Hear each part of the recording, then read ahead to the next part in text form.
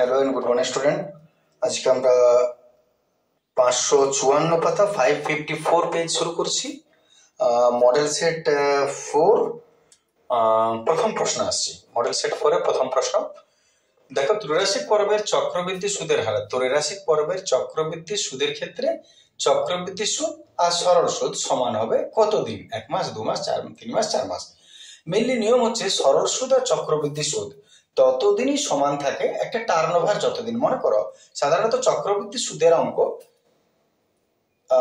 মাসে করা চলে না, বছরে করতে হয়। তার কারণ কি, এক বছর সময় থাকে, 1 বছর পর টার্নওভারটা চেঞ্জ হয়। তাহলে চক্রবৃদ্ধি সরল সুদের ক্ষেত্রে 1 বছর পর্যন্ত সরল বৃদ্ধির যা সুদ হবে চক্রবৃদ্ধিরও তাই সুদ হবে। কিন্তু যদি তোমাকে ত্রৈরাশিক বলে দেয়, তাহলে ত্রৈমাসিক পর্বে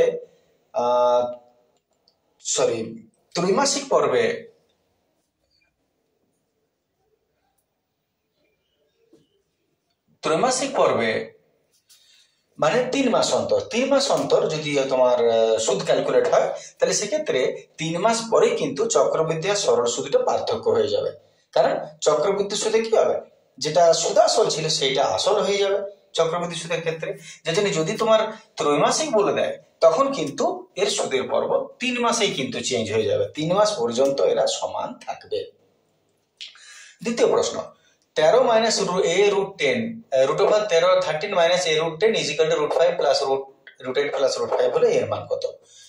তো এটাকে তুমি আগে কি করবে, আমরা জানি যে স্কয়ার ট্রান্সফার করলে রুট হয়, রুট ট্রান্সফার করলে স্কয়ার হয়। তো এই যে রুটটা আছে, root 13 minus a to the power 10 is equal to root 8 plus root 5 আছে।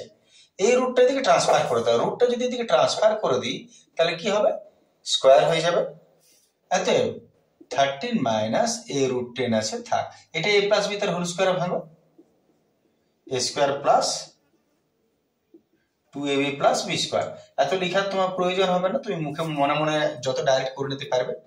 আমাকে বোঝাবার জন্য ম্যাক্সিমাম লিখতে হচ্ছে। রুট স্কয়ারকে খাবে 8, আর এখানে হয়ে গেল 5 8 40, আর রুট স্কয়ারকে খাবে 5। এতে 13 টাকে ট্রান্সফার করে ওদিকে, 13 টাকে আমরা যদি ট্রান্সফার করি তাহলে মাইনাস a রুট 10 রইল, 8 আর 5 13 প্লাস 2 রুট 40, আর প্লাস 13 এদিকে চলে গেল মাইনাস 13 হয়ে গেল, ইহা গেল। এত minus a root 10 is equal to 2 root 40 রইল। এত এটাকে ফাঁকা করে দাও, 2 রুট 40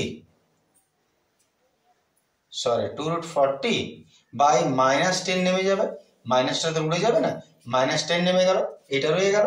এইবার যদি কাটাকাটি করো তো 40 মানে 4 10 40, রুট 10 কেটে যাবে। তার মানে আমি যদি একটু পরিষ্কার করে আরো লিখি, যারা বুঝতে পারছো ডাইরেক্ট করবে, যারা বুঝতে অসুবিধা হবে মাইনাসটা উপরে চলে আসবে, নিচের মাইনাস উপরে চলে আসে। আর আমি এটাকে ভেতরে লিখলাম, মনে করো 40/10। আমরা জানি যে root a by root b যদি থাকে, তুমি পুরোটাকে root over a by b লিখতেই পারো। পুরোটাকে রুট ওভার দিয়ে দিলাম, 4 10 40, এত -2 রুট হলো 4, -2 আর 4 বর্গমূল কত 2, এত -4, এর মান হলো -4। ক্লিয়ার আছে? -4, সরি 2 2 4, -4 বি এর অপশন।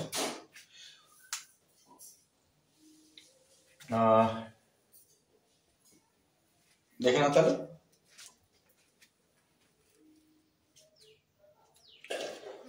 চলে আসছে আমার 3 এর প্রশ্ন। বলছে এবিসি সমবাহু ত্রিভুজ এবং এডি পারপেন্ডিকুলার বিসি লম্ব আছে, আর এডি স্কয়ার সমান কত হবে?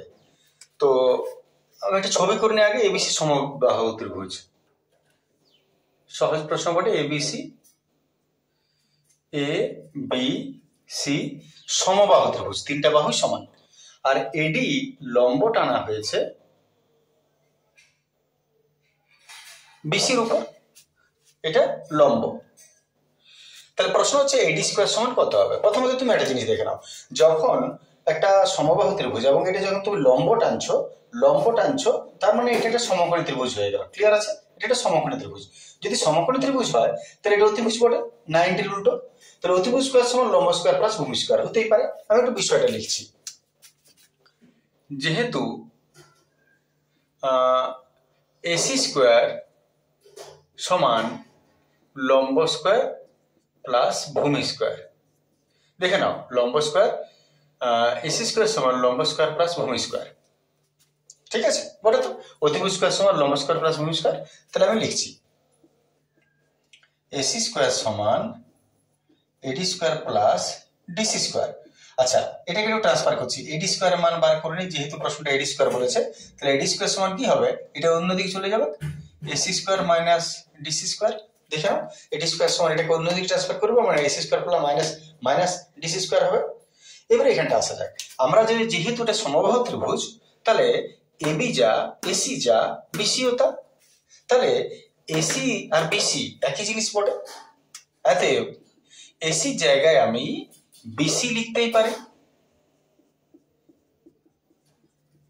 কেন, যেহেতু এসি সমান বিসি বটে। এরপর বিসি, এবারে যেহেতু এটা লম্ব টানা হয়েছে, তখন নিয়মই হচ্ছে যদি লম্ব টানো তো এটা মধ্যবিন্দু হতে বাধ্য, এটা মধ্যবিন্দু হতে বাধ্য। তার মানে বিসি মানে হলো বিডি প্লাস ডিসি, এবং এটা মধ্যবিন্দু, তার মানে দুটোই সমান। তার মানে তুমি লিখতে পারো বিসির জায়গায় আমার দরকার কোনটা, ডিসি। তাহলে বিসি মানে হলো 2DC, বিসি মানে হলো 2 ইন্টু ডিসি। দেখে নাও, কারণ বিসি মানে ডিসির দ্বিগুণ বটে। ঠিক আছে, 2DC স্কোয়ার আছে মাইনাস ডিসি স্কোয়ার। এবারে 2DC স্কোয়ার মানে হয়ে গেল 4DC square minus DC square সমান হচ্ছে 3DC স্কোয়ার। ব্যাস, এটা হচ্ছে উত্তর, 3DC স্কোয়ার। ঠিক আছে, আমাদের বইয়ের অপশন অনুযায়ী দেখাচ্ছে ওটা সি এর অপশনটা হবে, বইয়ের অপশন অনুযায়ী সি এরটা হচ্ছে। যাই হোক, ছেড়ে দিই, চলে আসছে আমরা পরের প্রশ্ন। প্রশ্নটা দেখো, tan theta plus tan phi is equal to 1। Phi এর চিহ্ন এটা হলে sine theta plus phi by 3 এর মান কত? এটাও সাধারণ প্রশ্ন বটে, একবার দেখলে বুঝতে পারবে। তাহলে tan থিটা, আমাদের প্রশ্নটা বলেছে tan theta into tan phi F for ফগলা সমান 1। তাতে tan থিটা সমান, এটাকে যদি ট্রান্সফার করে দাও 1 বাই tan ফাই হবে। আচ্ছা, এরপর tan থিটা থাক। আচ্ছা, 1 বাই 10 মানে কি হয়, কট ফাই, 1 বাই 10 মানে কট ফাই। আচ্ছা, এইবারে কটকে কট না লিখে তুমি tan 90 মাইনাস ফাই লিখতেই পারো, কারো কিছু বলার নেই। tan থিটা কট থিটা মানে tan 90 minus theta, tan theta মানে কট 90 মাইনাস থিটা। এরপরে নিচের অংশটা নিশ্চয়ই দেখতে পাওয়া যাচ্ছে পরিষ্কার ভাবে। tan চলে গেল, tan চলে গেলে রইল থিটা সমান 90 ডিগ্রি মাইনাস ফাই। এবারে ফাই কে ফগলা দিকে নিয়ে চলে এসো, ফাই ফর ফগলা, এটা হলো থিটা মাইনাসটা প্লাস ফাই ফর ফগলা is equal to 90 degree. Theta plus phi for ফগলা হয়ে গেল 90 ডিগ্রি। এইবারে প্রশ্নটা আসে যাক। তো প্রশ্ন দিয়েছে থিটা প্লাস ফাই ফর ফগলা, ওটা বলে দিও না স্কুলে, নালে সঙ্গে সঙ্গে। আচ্ছা, থিটা প্লাস ফাইভ কত আছে, থিটা প্লাস ফাইভ হয়ে গেল 90 ডিগ্রি, আর নিচে আছে ডিভাইডেড বাই 3, তার মানে সাইন 30 কেটে গেল। সাইন 30 মানে হয়ে গেল 1/2, 1/2। তার মানে আমরা যদি বইয়ের দেখি তো বইয়ের অপশন হচ্ছে 1/2 ডি। যারা বইয়ের অপশন করছো তাদের এটা অপশন হলো 1/2, মানে ডি এর অপশন। নিশ্চয় ক্লিয়ার হয়ে গেছে। চলে আসে আমরা পরের প্রশ্ন।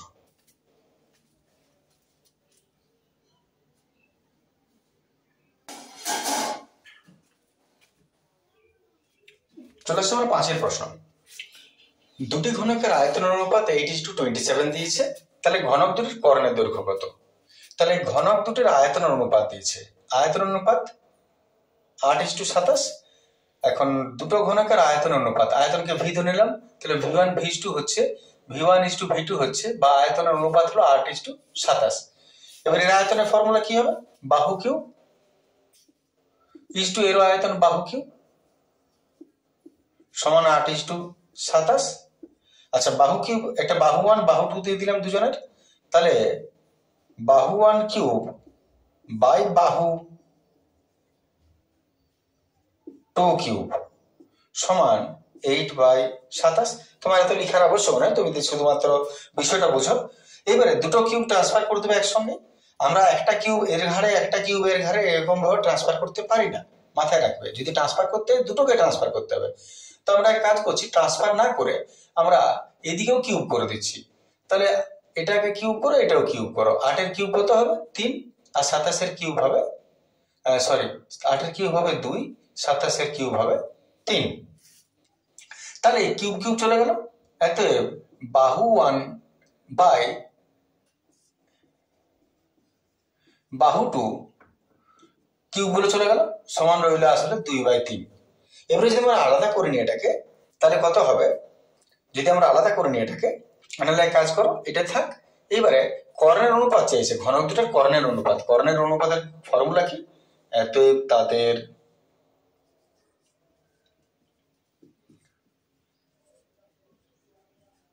কর্ণের অনুপাত √2 ইন্টু বাহু, আর এরও √2 ইন্টু বাহু হবে। এটা বাহু 1, এটা বাহু 2, যদি অনুপাত বার করি তাহলে √2 ইন্টু বাহু 1 কত আছে? এর আমি ধরে নিলাম 2।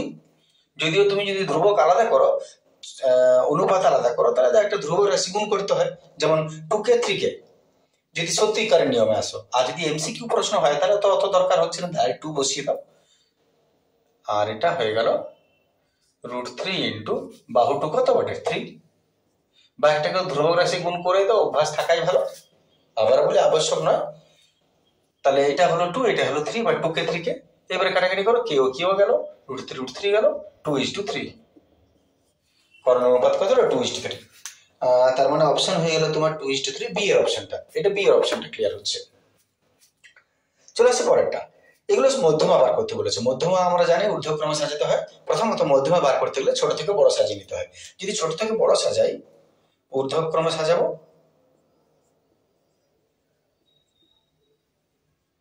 ঊর্ধ্বক্রমে সাজালে হচ্ছে 2, তারপরে 2, তারপরে 3, 2 2 3, তারপরে আছে 4 9 5 5 6, তারপর 7 9 8 আছে, 8 আর একটা 8,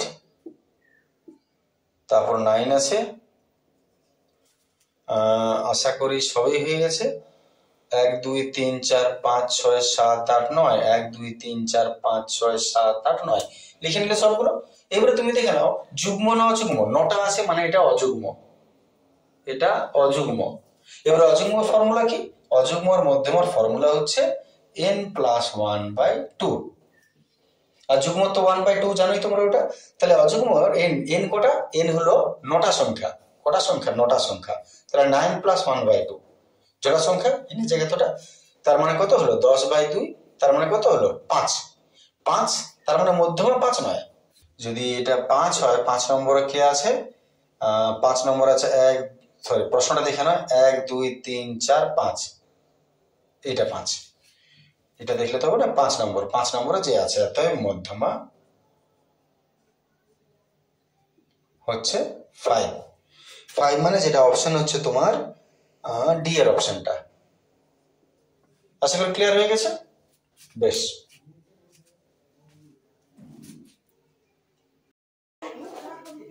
চলে এসছে ওরা 2 এর 1 প্রশ্ন। 2 এর 1 প্রশ্ন দেখো, বার্ষিক r% সরল সুদের হারে কোন মূলধনের n বছরের সুদ 2NR/25 টাকা হলে মূলধন হবে কত? তো ডাইরেক্ট বোঝাচ্ছে, তুমি মান ভেবে করো, সেটা তোমার পক্ষে সুবিধা হবে। বার্ষিক r%, তার মানে আমাকে আর দিয়ে দিয়েছে r%। কোন মূলধনের n বছরের, তার মানে সময় দিয়েছে n বছর। রাফ বুঝছি আমি, সুদ এত টাকা, সুদটা তোমাকে বলে দিয়েছে PNR/25 টাকা। তাহলে মূলধন কত হবে? এতে আমরা যদি মূলধনের ফর্মুলা লিখি, তার মানে প্রিন্সিপালের ফর্মুলা কি হবে? I × 100/T × R। মানগুলো বসানো যাক। I হয়ে গেল তোমার PNR/25, ঠিক আছে না? I জায়গায় এটা বুঝলাম, I জায়গায় এটা বসলো, ইন্টু উপরে 100 আছে, আর নিচে টি আছে, টি হচ্ছে তোমার এন বছর, টি হচ্ছে এন বছর, তাহলে এন আর আর হচ্ছে আর%। দেখে নেওয়া যাক কত হচ্ছে। তাহলে এন এন যাচ্ছে, আর আর যাচ্ছে, 4 চিসাং 100 হচ্ছে 4p দেখে নাও, যদি আমার কাটাকাটি ভুল থাকে চেক করে নেবে। 4p, তাহলে এটা হচ্ছে 4p টাকা। ঠিক আছে না? চলে আসছে পরের প্রশ্নটা। 5x² - 6 - 5x² - 4x - 1 = 0 দ্বিঘাত সমীকরণে x² আর x এর সহগ এবং ধ্রুবক পদের সমষ্টি কত? তো x² এর আগের সহগকে সহগ, x² এর সহগ হলো 5, তাহলে x² এর সহগ আমরা লিখছি 5 প্লাস সমষ্টি বলেছে সবার, x এর সহগ কত? -4, মাইনাস তোমাকে সবসময় লিখতেই হবে, যদি কারো কিছু আগে মাইনাস আছে মাইনাসটা লিখতেই হবে, প্লাস আর তাহলে আর ধ্রুবক পদের সমষ্টি, ধ্রুবক পদ কোনটা? 1 - 1, তাহলে মাইনাস তোমাকে লিখতেই হবে। x² এর সহগ আগে যে থাকে সে, তাহলে 5, x এর সহগ x এর আগে যে আছে মানে -4, আর ধ্রুবক পদ মানে -1। ধ্রুবক বলতে যার পেছনে x হয় তুমি কিছু পাবে না, -1। পাশে দিয়ে যোগ করো, 5 ± 4 ± -1, 5 4 রেখে -5 = গোগোলা। হয়ে গেল উত্তর। তাহলে এখানে হলো গোগোলা। চলে আসছে আমরা পরের প্রশ্ন।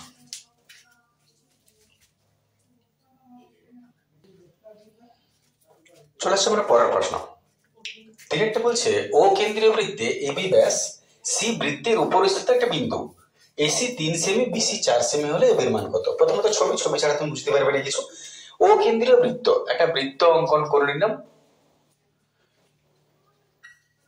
বৃত্ত বটে ডিম নয়, ও কেন্দ্রীয় বৃত্ত, আর ব্যাস হচ্ছে এবি, এটা আমি সাপোজ ব্যাস দিয়ে দিলাম এবি।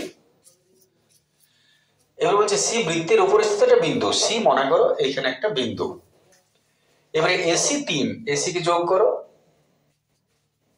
এটা হচ্ছে 3 সেমি, বিসি 4 সেমি, বিসি কে যোগ করো, বিসি হচ্ছে এটা 4 সেমি।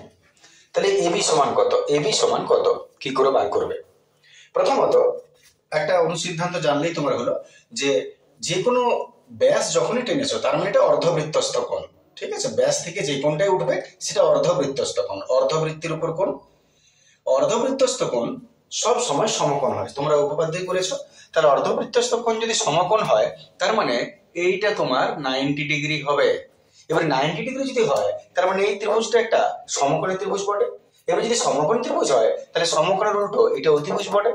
এবার যদি এটা অতিভুজ বটে তাহলে বাকি দুটো লম্বভূমি বটে, আর যদি লম্বভূমি বটে তাহলে অতিভুজের ফর্মুলায় পেয়ে যাবে। মানে অতএব অতিভুজের ফর্মুলায় হলো অতি সমান লম্ব স্কয়ার প্লাস ভূমি স্কয়ার। অতিভুজ মানেই তো এখানে এবি, আশা করি ক্লিয়ার আছে কনসেপশনটা। অতএব লম্ব ধরে নাও 3, ভূমি ধরে নাও 4, অতিভুজটা ফিক্সড, বাকি যেটা খুশি তুমি লম্ব ভূমি ধরতে পারো, ওটার মধ্যে কোনো অসুবিধা নেই। 3 3 9, 4 4 16, 25, ইট মিনস 25 সেমি। অতিভুজের দৈর্ঘ্য হচ্ছে 5 সেমি। ঠিক আছে না, 5 সেমি।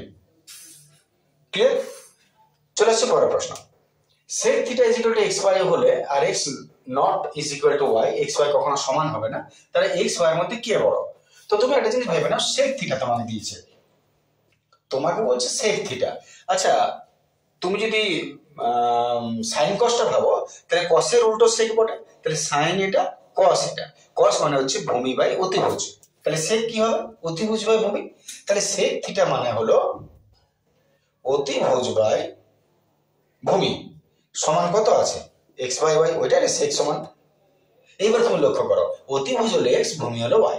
অতিভুজ ভূমি আর লম্ব সবার থেকে বাধ্য বড় হতে, তাহলে অতিভুজ যদি বড় হয় তার মানে উপরেরটা বড় নিচেরটা ছোট, বাধ্য। তাহলে x টা বড়, y টা ছোট, তার মানে it means x is always greater than y। ঠিক আছে না? চলে আসছে পরের প্রশ্ন।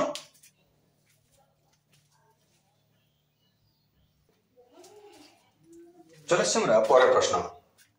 বলছে একটা শঙ্কুর উচ্চতা 3 সেমি, ব্যাসার্ধ 24 সেমি, তার আয়তন কত? এটা তো সাধারণ প্রশ্ন, বুঝতেই পারছো। একটা শঙ্কুর উচ্চতা উচ্চতা হচ্ছে 3 সেমি, ব্যাসার্ধ হচ্ছে 24 সেমি। এত আয়তন, শঙ্কুর আয়তনের ফর্মুলা 1/3 পাই আর স্কোয়ার এইচ।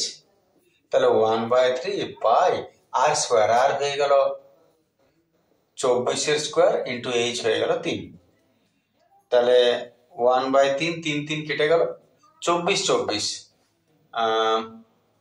24 24 গুণ করে দিই একটু, 24 ইন্টু 24, 4 4 16 76, 4 2 8 হচ্ছে 96, 24 দুগুণে 48, 8 8 16 17 17, 5 576, 576 আর পাই আছে, পাই।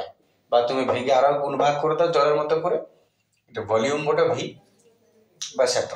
তাহলে 576 পাই ঘন সেমি। ঠিক আছে, চলে আসছে পরেরটা। এর পরের প্রশ্নটা দেখে নাও, এটা একদম সহজ প্রশ্ন। প্রশ্ন যদি দেখো তাহলে বলেছে যে এখানে the value of summation i is equal to 1 to 3 10 to the power i square, এর মান কত? তো আয়োটা স্কয়ার দিয়েছে, একদম সাধারণ জিনিস। তুমি লক্ষ্য করো একটা জিনিস, আগে একটা 10 to the power i square আছে, তার মানে তোমাকে এটার মানেটা কি বলছে যে 10, লক্ষ্য করো 10 ইন্টু i, এর মান আয়োটা কত 1, তাহলে 1 আর কত স্কয়ার, স্কয়ার। এইবারে 1 মানে হচ্ছে এক এক ঘর করে তোমার বাড়বে, এক এক ঘর করে বাড়বে, তার মানে প্লাস এটা 10 ইন্টু 1 এর পর একের থেকে এক ঘর, নেক্সট এক ঘর বাড়বে, এর মান 1 আর বাড়বে কত করে এক ঘর করে, তাহলে একের পর এটা কত হবে 2, 2 এর স্কয়ার। তাহলে দেখো 10 ইন্টু এর মান 1 তার স্কয়ার, প্লাস 10 ইন্টু এক ঘর বাড়াও 2 তার স্কয়ার, প্লাস আবার 10 ইন্টু এক ঘর বাড়াও 3 তার কত স্কয়ার, প্লাস এরকম করে কত দূর যাবে, উপরে যত আছে তত, ইন্টু দ্য পাওয়ার যত 3, তার মানে 3 ঘর যাবে। যদি এখানে 5 থাকে তুমি একই রকম ভাবে এক ঘর বাড়াতে থাকবে আর 5 ঘর পর্যন্ত দেবে। ঠিক আছে, তাহলে আরেকবার বললে পরিষ্কার করে, 10 ইন্টু ইন্টু দেখতে পাচ্ছি ইন্টু বটে এর মানে 1, তাহলে 1 এর স্কয়ার, স্কয়ার দেওয়া আছে, প্লাস এক ঘর করে এর মান 1 মানে এক ঘর করে বাড়বে এটা, তাহলে 10 ইন্টু একের পর 2 স্কয়ার, তারপর 10 ইন্টু 3 স্কয়ার, আর এটা কত দূর যাবে 3 ঘর। তাহলে আমাদের কত গেল, এক ঘর 2 ঘর 3 ঘর, বাস আর এগোবে না। যদি এটা 4 থাকতো আরো এক ঘর এগোতো। এবার এটাকে সলভ করো, 10 একের স্কয়ার মানে 1, 10 2 এর স্কয়ার মানে 2 দুগুণে 4, প্লাস 10 3 এর স্কয়ার মানে 3 3 কে 9, অতএব 10 প্লাস 40 প্লাস 90, 9 10 এর বার 13 14, 140। এটা হচ্ছে অ্যান্সার 140। নিশ্চয়ই সহজ ছিল। কোনো অসুবিধা থাকলে কমেন্ট করবে। চলে আসছে পরের প্রশ্ন।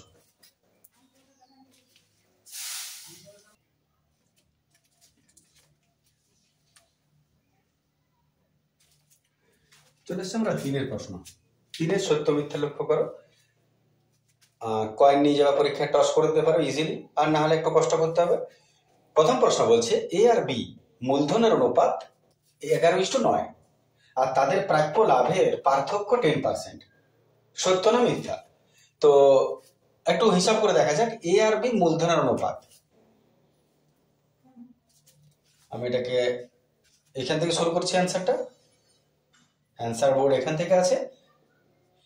এ আর বির মূলধন অনুপাত 11:1, তাহলে এ ইজ টু বি সমান 11:9। তার মানে যদি তুমি আলাদা করে দাও তো এ হলো 11, বি হলো 9। আমি কোনো অনুপাতে ধ্রুবক ধরছি না, যেহেতু সত্য মিথ্যা তাই শর্টকাটে করবে, কারণ এত কিছু ধরার কোনো কারণ নেই এক্ষেত্রে। তাহলে ধরে এ হয়ে গেল 11, বি হয়ে গেল 9, এই দুটো সলভ করছি। তাহলে আমাদের লাভের পার্থক্য বলেছে, তাই তুমি এটা দিয়ে তুমি জানবে যে অন্য কোনো শর্ত যদি প্রযুক্ত না হয়, মাঝখানে কোনো কিছু টাকা তোলা জমা ইত্যাদি ইত্যাদি, তাহলে মূলধনের অনুপাত যা হয় লাভের অনুপাত তাই হয়। যদি মূলধন 11:9 তাহলে লাভের অনুপাতটাও হবে 11:9। তাহলে এই যে এটা মূলধনের অনুপাত, আসলে এটা লাভেরও অনুপাত। ঠিক আছে, তাহলে লাভের অনুপাত কত 11:9, তাহলে এর চেয়ে কত বেশি, 2 বেশি। তাহলে পার্থক্য কত, পার্থক্য হচ্ছে 11 - 9 = 2, পার্থক্য 2। তাহলে লাভের পার্থক্য বলেছে, লাভের পার্থক্য হবে 2। তাহলে যদি তোমাকে শুধুমাত্র লাভের পার্থক্য বলতো তাহলে তার উত্তরটা হতো 2, কিন্তু দেখো পার্থক্যে পার্সেন্টেজ দিয়েছে, তাহলে 2 কে তুমি শতকরা করে দাও। শতকরা কি করে করতে হয়, যেটাকে তুমি শতকরা করছো সেটা উপরে, টোটালটা নিচে গুণিত 100। মনে করে দেখো, যে কোনো জিনিসের লাভের শতকরা হার, ক্ষতির শতকরা হার, যেটা বার করছো সেটা উপরে, আসলটা নিচে, টোটালটা গুণিত 100। তাহলে সেই নিয়মে লাভের শতকরা হার যদি বলে, তাহলে যেটুকু তোমার লাভের পার্থক্য হলো সেইটা উপরে, আসলটা নিচে। আসল মানে কত, 11 আর 9 যোগ করলে কত পেলে 20, ঠিক আছে না? 11 আর 9 যোগ করে তুমি কত পাচ্ছ 20, মোটটা নিচে গুণিত 100। ব্যাস, কাটাকাটি করো, 2 50, 5 2 10, শতকরা করে দিয়েছো 100 গুণ করে, পার্সেন্ট 10%, তার মানে ঠিকই আছে 10%। এটা টি ফর ট্রু হয়ে গেল, সত্য। চলে আসছে পরেরটা, আশা করি ক্লিয়ার আছে। দেখে নাও এতটা, এটা আমরা মুছে দিচ্ছি। আমরা তৃতীয় প্রশ্নে আসছি।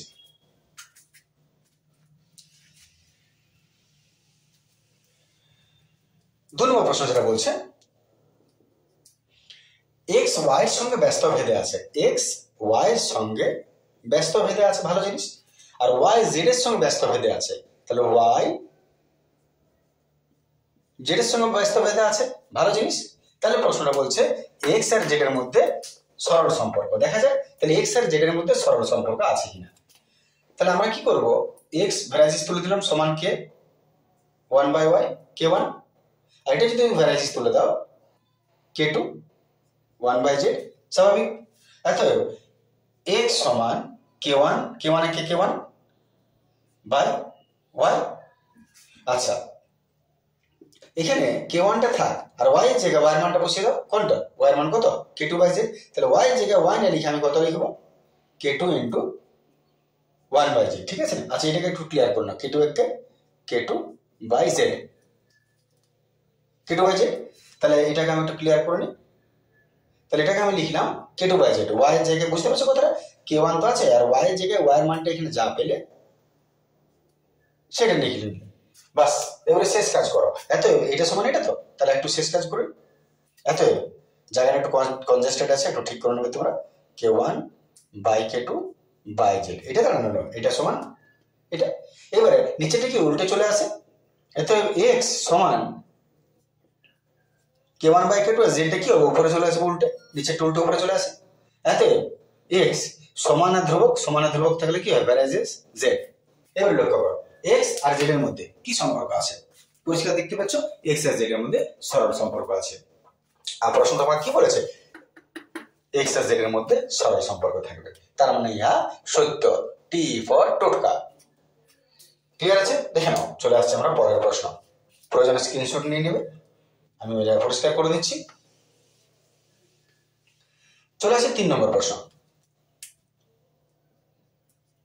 3 নম্বর বলছে এবিসিডি একটা বৃত্তস্থ ট্রাপিজিয়াম। আচ্ছা, একটা বৃত্তস্থ ট্রাপিজিয়াম আগে অঙ্কন করা যাক। তুই তার আগে একটা জিনিস লক্ষ্য করবে, পড়ে নেবে, ছবিটা কাটতে হবে। এবি ব্যাস, এবিসিডি যে বৃত্তস্থ ট্রাপিজিয়াম, যে চতুর্ভুজটা তুমি আঁকবে তার ব্যাসই হচ্ছে এবি। তার মানে আগে ব্যাসটা অঙ্কন করিনি, মনে করে এটা ব্যাস, মনে করার কিছু না, ব্যাসই বলে, দেখতে পাচ্ছ পরিষ্কার। তাহলে আর বলার কি আছে, বোকার মতন প্রশ্ন করছো।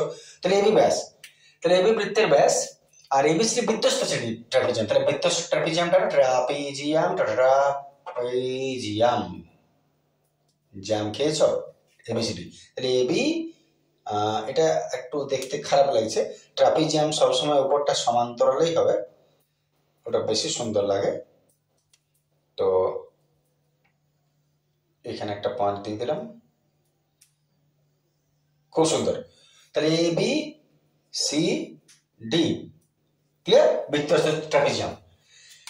এগুলো যাক, এবিসিডি বৃত্তস্থ ট্রাপিজিয়াম, এবি বৃত্তের ব্যাস, দেখতে পাচ্ছি আমরা বৃত্তের ব্যাস, এবি প্যারালাল সিডি, একটা এবি আর সিডি প্যারালাল হবে অবশ্যই। ট্রাপিজিয়াম মানে দুটো বাহু অবশ্যই সমান্তরাল হতে বাধ্য, ইহা সমান্তরাল।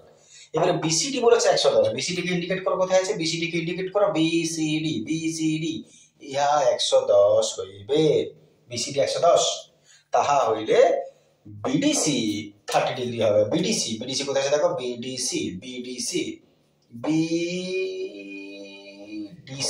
বিডিসি এইটা তোমাকে বলেছে 30 ডিগ্রি হবে। এবারে তোমাকে নিজেকে প্রমাণ করতে হবে যে এটা 30 ডিগ্রি হবে কি না। যদি হয় ট্রু, যদি না হয় তাহলে ফলস। তুমি আবার ছবিটা দেখে আন্দাজ করো যে 30 ডিগ্রি হবে কিনা, কি বৈশিষ্ট্য দ্বারা তুমি পাচ্ছ। দেখো খুঁজে পেলে না যদি, তাহলে এবার বলি একদম সহজ। দেখো এটার মধ্যে এক দুটো বৈশিষ্ট্য তোমাকে একটু জেনে নিতে হবে। এর মধ্যে বৈশিষ্ট্যটা কি হচ্ছে। প্রথমত যদি আমরা এই যে ব্যাস দিয়েছে, ব্যাসের কোনো একটা সিগনিফিকেন্স আছে যে ব্যাস কেন বলেছে, ব্যাসে কেন বলেছে এটা। ব্যাস মানে অর্ধবৃত্তস্থ কোণ, অর্ধবৃত্তস্থ কোণ মানে 90 ডিগ্রি হয়। এই এক দুটো শর্ত তুমি একটু ঠিক করে নাও। যে কোনো বৃত্তের ব্যাস যদি হয়, ব্যাসের থেকে যে কোণটা উঠবে সেটা অবশ্যই 90 ডিগ্রি হতে বাধ্য। যেটাই হোক, এটা হোক এটা হোক, সব 90 হতে বাধ্য অর্ধবৃত্তস্থ কোণ। আর একটা শর্ত তোমাকে এখানে জানতে হবে, সেটা হচ্ছে দুটো সমান্তরাল সরলরেখা। ট্রাপিজিয়ামে কেন বলেছে, চতুর্ভুজ কেন নয়? কারণ দুটো সমান্তরাল সরলরেখা, আর দুটো সমান্তরাল সরলরেখা যদি একটা ছেদক করে দেয় ছেদ, তাহলে এই যে জেড পাচ্ছ, এই দুটো কোণ সমান হয়। তোমরা জানোই সেটা, একান্তর কোণ সমান হয়। এই দুটো এখানে কাজে লাগবে, তবে তুমি উত্তরটা বার করতে পারবে। তাহলে দেখো, যদি এই দুটো সমান্তরাল সরলরেখা হয়, তাহলে এটা একটা জেড দেখতে পাচ্ছ, এটা ভেদক। তাহলে এই কোণটা আর এই কোণটা সমান হবে, এই কোণটা যা হবে এই কোণটাও তাই হবে, ঠিক আছে না? যদি তুমি এই কোণটার মান বার করতে পারো, তাহলে ওইটাই ওইটা বটে। এবারে তুমি একটা জিনিস লক্ষ্য করো, এখানে ত্রিভুজের এটি যদি ব্যাস, তাহলে এটা একটা ত্রিভুজ। এই যে একটা এটা অর্ধবৃত্তস্থ কোণ, এটা কত হবে? এটা 90 হতে বাধ্য। এটা যদি 90 হয়, এবার একটা জিনিস লক্ষ্য করো, আরেকটা জিনিস বলতে ভুলে গেলাম। আরেকটা জিনিস তোমাকে জানতে হবে, যে কোনো বৃত্তস্থ চতুর্ভুজ, চতুর্ভুজটা রম্বস হোক, ট্রাপিজিয়াম হোক, সামান্তরিক হোক, আয়তক্ষেত্র হোক, বর্গক্ষেত্র হোক, যাই হোক না কেন, যদি বৃত্তস্থ চতুর্ভুজ সেটা হয়, তাহলে এর বিপরীত কোণগুলো যোগ করলে 180 ডিগ্রি হতে বাধ্য। এটা এটা প্লাস 180, আর এটার সঙ্গে এটা যদি যোগ করো তাহলে 180 হবে, অল টোটাল 360। এটা একটু দরকার হবে এখানে। তাহলে এবার তুমি লক্ষ্য করো, যদি এটা 110 হয়, তাহলে এটা কত? দুটো কোণ, এটা বৃত্তস্থ চতুর্ভুজ বটে, বৃত্তস্থ চতুর্ভুজের বিপরীত কোণগুলো যোগ করলে 180 হয়। একদম সহজ বিষয়, মাথায় রাখো। তাহলে 180-র মধ্যে এই যদি একাই 110 খেয়ে দিল, এ কত পেল? এ পেল 70। মাথায় রাখো 70। তাহলে 70 পেল। আর এটা কত বড়? অর্ধবৃত্তস্থ কোণ হিসেবে 90। আর একটা ত্রিভুজের তিনটা কোণের সমষ্টি কত হয়? অবশ্যই 180 হয়।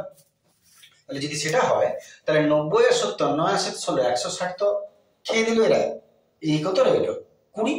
160 থেকে 180 বাদ দাও, ত্রিভুজের তিনটা কোণের সমষ্টি 20। তাহলে এটা যদি 20 হয়, এ কি? ইউ ভাই ভাই যমজ ভাই, এও 20 হবে। ঠিক আছে, তার মানে এটা মিথ্যা। এবারে ভাষাটা একটু লিখে নিই আমরা, যদিও তোমার এখানে ভাষা লেখার প্রয়োজন নেই, কিন্তু অল ওভার দ্য ইয়ার তোমাকে মনে রাখতে হবে কথাটা, যার জন্য তোমাকে একটু লিখে রাখা ভালো। তাহলে এখানে আমি কি লিখবো? যেহেতু কোণ বিসিডি 110, সেহেতু কোণ বিএডি ছোট লিখে রাখছি, তুমি চাইলে লিখে রাখতে পারো 180 থেকে বাদ দেব 110, তার মানে 70 ডিগ্রি। ঠিক আছে, এটা 70, এই দুটো মিলিয়ে 180, তাহলে এটা 70। এখন তোমার মনে হচ্ছে হ্যাঁ বুঝতে পেরে গেছি, মনে থেকে যাবে, কিন্তু তুমি দেখবে 15 দিন পর যখন তুমি খুলবে তখন দেখবে তুমি গুলিয়ে যাচ্ছ, তুমি ভুলে যাচ্ছ। যার জন্য এটা একটু মাথায় রাখা দরকার, মানে একটু লিখে রাখা দরকার রাফি। একটা হয়ে গেল। এবার এটা কোণ এডিবি সমান 90 ডিগ্রি অর্ধবৃত্তস্থ কোণ। এটা তোমার শুধুমাত্র যে খাতায় তুমি ছোট প্রশ্ন লিখে রাখবে, যেগুলো নতুন নতুন প্রশ্ন পাবে তার উত্তরটা সেখানে রেডি করে রাখবে, সেইরকম একটা পেজ এটা লিখে রাখার জন্য, সেইটা খাতায় লিখে রাখার জন্য, বারবার এটা লেখার কোনো দরকার নেই, জাস্ট মনে রাখার জন্য হয়ে গেল। আর যেহেতু এবি প্যারালাল ডিসি, এতে কোণ একান্তর কোণ, কোণ এ বি, কোণ সি বিসি, বিডিসি, কোণ বিডিসি সমান কোণ বিডিসি সমান কোণ এ বি ডি। এটা যা, এটা তা এ বি ডি। আর এবিডিটা কত হবে? 180। ত্রিভুজের তিনটা কোণের সমষ্টি 180, 180 থেকে এই দুটো কোণকে মাইনাস করে দাও, তাহলে এটা হচ্ছে 180 minus 90 plus 70। 180 minus 90 plus 70, 180 minus 9 সাথে 16, 20 ডিগ্রি। দেখা যাচ্ছে কিছু পর্যন্ত 20 ডিগ্রি। মিনিট, এটাকে একটু নিচে করে নিই, 20 ডিগ্রি। ঠিক আছে, অতএব এটা হয়ে গেল 20 ডিগ্রি। কিন্তু কোশ্চেন কি বলছে? কোশ্চেন বলছে এটা হবে 30 ডিগ্রি, তার মানে এটা ভুল। এফ ফর ফোগরা ক্লিয়ার আছে। চলে আসছে আমার পরের প্রশ্ন। পরের প্রশ্ন দেখো, পরের প্রশ্ন বোঝার কিছু না, এটা আশা করি ঠিক আছে, দেখে নাও ঠিক করে সবাই। চলে আসছে আমরা পরের প্রশ্ন। পরের প্রশ্ন যদি যাও তাহলে পরের প্রশ্ন বলছে, প্রয়োজনে স্ক্রিনশট রেখে রাখবে, আবারও বলছি স্ক্রিনশট নিয়ে নেবে। চারটা ত্রিকোণমিতিক কোণের পরিমাপে, ত্রিকোণমিতিক কোণের পরিমাপে 0 ডিগ্রি থেকে 360 ডিগ্রি ছাড়াও 0 ডিগ্রির কম যে কোনো পরিমাপ হতে পারে। নিশ্চয় 0 ডিগ্রির কম যে কোনো পরিমাপ হতে পারে, কারণ তোমরা মনে করে দেখো একটা অঙ্ক করেছো না যে ঘড়ির কাঁটার দিকে, ঘড়ির কাঁটার বিপরীত দিকে, তাহলে কি মাইনাস সাইনেরও তো তোমরা করো, যার জন্য মাইনাস সাইন আছে মানেই -30 ডিগ্রি, -2π/5 ডিগ্রি করেছো না ঘড়ির কাঁটার উল্টো দিকে, ঘড়ির কাঁটার দিকে। তাহলে যখনই মাইনাস আসে তার মানে 0 ডিগ্রি থেকেও কমে আমরা পরিমাপ করি, যার জন্য এটা পরিমাপ হতে পারে, এটাও ঠিক। টি ফর টোটকা। তারপরে 5এর প্রশ্ন চলে আসছে, আমরা চলে এসো 5এর প্রশ্ন। বলছে আর একক ব্যাসার্ধ বিশিষ্ট একটা নিরেট গোলককে গলিয়ে r/3 একক ব্যাসার্ধের মোট 3টি গোলক তৈরি করা যাবে। দেখা যাক, প্রথমত গোলক কটা তৈরি করা যাবে কি করে বার করতে হয় মনে করে দেখো। গোলক কটা তৈরি হবে কি করে তুমি বার করবে? মনে করো এই গোলকটাকে গলিয়ে ছোট ছোট গুলি তৈরি করছো, কটা গুলি তৈরি হবে? আমি দেখবো এর আয়তন কত আর এর আয়তন কত, এর আয়তনকে ছোট আয়তন দিয়ে ভাগ করে দিব, কটা পেয়ে যাবো, তাই না? এটাই নিয়ম। তাহলে দুটোর আয়তনকে ভাগ করে দাও, কটা পেয়ে যাবে। দেখা যাক আর একক ব্যাসার্ধ বিশিষ্ট, তাহলে আমি এটাকে বড় V1 ধরলাম বাই V2, এটা বড় গোলকের আয়তন, আর যেটা তৈরি হবে সেটা ছোট গোলকের আয়তন। বড় গোলকের ব্যাসার্ধ কত? বড় গোলকের আয়তনের ব্যাসার্ধ হচ্ছে r, তার মানে আয়তনের ফর্মুলা গোলক বটে 4/3 πr³ হবে, আর ছোট গোলকের আয়তনের ফর্মুলা 4/3 πr³ হবে। এইবারে 4/3 হয়ে গেল, এইটা হচ্ছে r এর কিউব, আর এখানে ছোট r এর কত বটে r/3 একক ব্যাসার্ধের, তাহলে r/3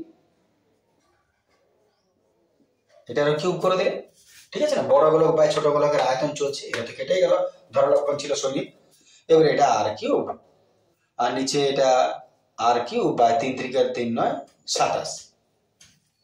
এইবারে 27টা পাল্টি কি উপরে উঠে গেল, r³ রসাতলে চলে গেল, 27 এর কে 27, 27টি গোলক ককক তৈরি হবে। কিন্তু এখানে তোমার কি বলেছে কটা তৈরি হবে? 3টি গোলক ককক তৈরি হবে, হতেই পারে না, এটা পর ফর্মুলা হবে। ঠিক আছে, চলে আসছি পরের প্রশ্ন, দেখে না তারপরটা কি বলেছে, মুছে দিচ্ছে, আশা করি এটা কোনো অসুবিধা নেই দেখতে তোমাদের, প্রয়োজনে লিখে নাও, প্রয়োজনে। চলে আসছে পরের প্রশ্ন। এক কথায় দুটো গোলকের আয়তন বার করে ভাগ করে দাও, সংখ্যাটা পেয়ে যাবে, মিললে ভালো, না মিললে আরো ভালো। এইবারে তথ্যের সংখ্যাগুরু মান বলেছে, সংখ্যাগুরু মান বার করতে গেলে সংখ্যাগুরু মান কি? সংখ্যাগুরু মান মানে হলো সব থেকে বেশি সংখ্যা যে আছে সেই সংখ্যাগুরু মান হবে।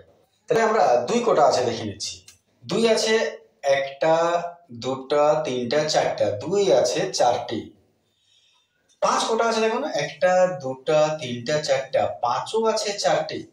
এখানে একটা বোঝার জিনিস আছে, যে সংখ্যাগুরু মান মানে সবচেয়ে বেশি যে থাকবে সে সংখ্যাগুরু মান। এবারে যদি মনে করো কোনো ক্ষেত্রে 2টা 3টা সংখ্যাগুরু মান হয়, মানে 2টা 3টা সর্বাধিক সংখ্যায় থাকে, যেমন এখানে 2 আর 5, তাহলে কিন্তু সংখ্যাগুরু মান 2ও হবে 5ও হবে। যদি একটাই সংখ্যাগুরু মান থাকে, একটাই যদি হাইয়েস্ট পাওয়ার থাকে সব থেকে বেশি সংখ্যা, তাহলে তাকে এক ভূমিষ্ঠক বলে।